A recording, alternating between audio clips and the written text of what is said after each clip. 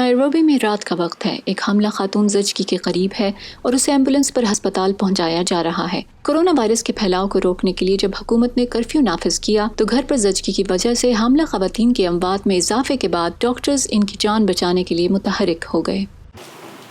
زچگی سے متعلقہ کیسوں میں اضافہ ہوا ہے. ہر رات ہمیں اوسطاً 2 کالیں آتی ہیں.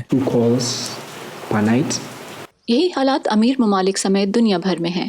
اقوام متحدہ کی رپورٹ کے مطابق خواتین، 5 سال سے کم عمر بچوں اور نوجوانوں کے لیے صحت عامہ کی سہولتیں کم ہو رہی ہیں، جس کے اثرات تباہ کن ہیں.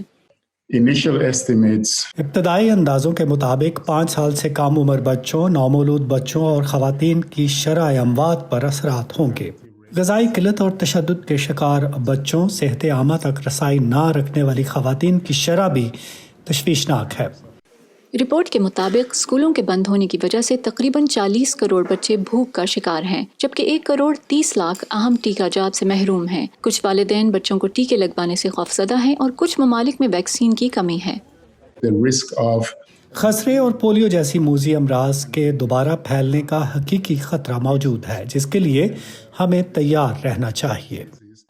رپورٹ میں بتایا گیا ہے کہ دنیا بھر میں خواتین اور لڑکیوں کے خلاف زیادتی اور حمل میں اضافے، جبکہ صحت عامہ کی سہولیات میں کمی کی وجہ سے زچگی کے دوران اموات بڑھ رہی ہیں. ڈاکٹر نکولس کہتے ہیں کہ کورونا کی ویکسین سے یہ بحران ختم تو ہو جائے گا، لیکن غریب ممالک کے ہیلتھ کیئر نظام پر اس کے اثرات ختم کرنے کے لیے امیر ممالک کو ان کی مدد کرنی ہوگی. کیرول پیئرسن کے ساتھ فائزہ بخاری، وائس آف امریکہ.